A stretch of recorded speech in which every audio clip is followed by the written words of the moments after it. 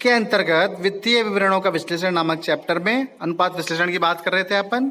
उसके अंतर्गत चालू अनुपात की बात मैं पर्टिकुलर कर रहा था आपसे कि चालू अनुपात क्या होते हैं, क्यों बनाए जाते हैं, किस किस कार्य में यूज आते हैं, वो ये सारी बातें आपको मैंने थ्योरेटिकल रूप से आपको बता दी थी, समझा दी गई थी। और मैंने ये बताने का प्रयास किया था कि चालू अनुपात बराबर होता है, चालू अनुपात बराबर होता है current ratio equal to current asset upon current liabilities. मैंने आपको विभिन्न एग्जांपल्स के द्वारा बताया था कि चालू दायित्व क्या होते हैं और चालू संपत्तियां क्या होती हैं। अब बात करते हैं अपन एक क्वेश्चन की। आपकी स्क्रीन के ऊपर एक क्वेश्चन नजर आ रहा होगा आपको, देखिए। निम्न स्थिति विवरण में फर्म का चालू अनुपात ज्ञात कीजिए। Find the current ratio of the firm from the following balance sheet of the Agarwal brothers as on the 31 March 2015।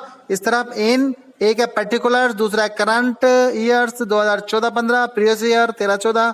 आपके ये देखिए ऊपर लिखा है इक्विटी एंड लायबिलिटीज के अंदर है share holders fund, paid up shares capital एक के रूप में, रिजर्व फंड एंड सरप्लस आपको दिखाया है रिजर्व फंड के रूप। देखिए जो पेड अप शेयर्स कैपिटल है वो 1 लाख दिखाई है, जबकि रिजर्व फंड के अंदर आपको रिजर्व 50,000 दिखाया है, प्रॉफिट एंड लॉस अकाउंट आपको 50,000 दिखाया है। दूसरी बात करते हैं non current liabilities. Non current liabilities इसने दिखाई नहीं है, कुछ दिख नहीं रहा मुझे। करंट लायबिलिटीज की बात करते हैं तो ट्रेड पेबल यानी कि बीपी और क्रेडिटर्स, सॉरी ट्रेड पेबल्स के अंदर दो चीज दिखाई इसने। क्रेडिटर्स 45,000 रुपए प्लस बिल्स पेबल 25,000 रुपए। बैंक ओवरड्राफ्ट की बात करते हैं हम, तो ये बैंक ओवरड्राफ्ट इसने लगभग आपको दिखा रखा है 30,000 रुपए। इस प्रकार टोटल रूप से जो लायबिलिटीज दिखाई है साइड में 3 लाख रुपए की है। जबकि एसेट्स की बात करते हैं हम तो नॉन करंट एसेट्स हैं 1 लाख रुपए की फिक्स एसेट के रूप के अंदर। करंट एसेट्स के अंदर है इन्वेंट्रीज को आप जानते हैं स्टॉक भी बोलते हैं। ट्रेड रिसीवेबल्स है, डेटर्स है 80,000 के, बीआर हैं 20,000 के। इस तरह ये आपके पास 1 लाख रुपए की राशि आ जाती है। कैश एंड कैश के इक्विवेलेंट जो बातें हैं वो कैश है 30,000 रुपए की और बैंक है 20,000 रुपए के। इस प्रकार आपके पास कैश के रूप में 50,000 रुपए मौजूद है।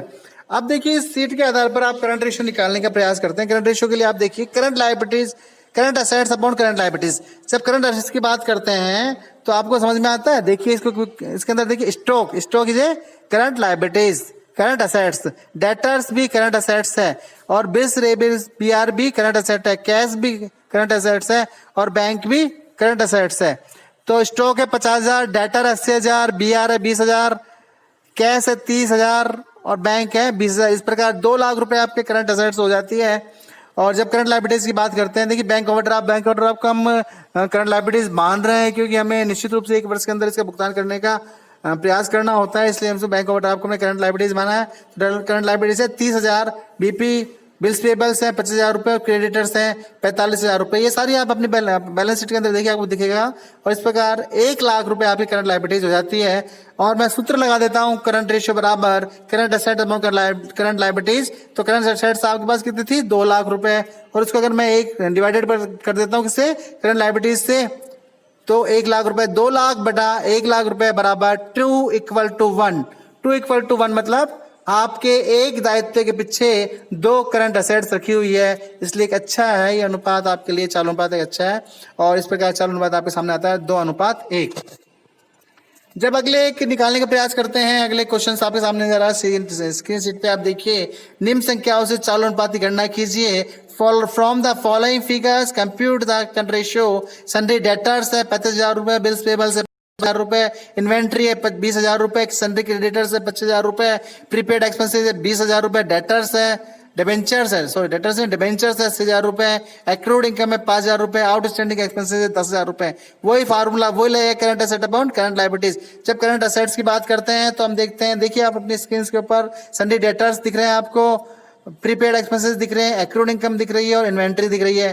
तो सन्ड्री डेटर्स है 35,000 रुपए, सन्ड्री डेटर्स है 35,000 रुपए, प्रीपेड एक्सपेंसेस है कितने हैं देखिए 20,000 रुपए, एक्रूड इनकम है कितनी है 5,000 रुपए, इन्वेंट्री मतलब स्टॉक कितना है, अब बोलिए कितना है स्टॉक, कितना है 20,000 रुपए।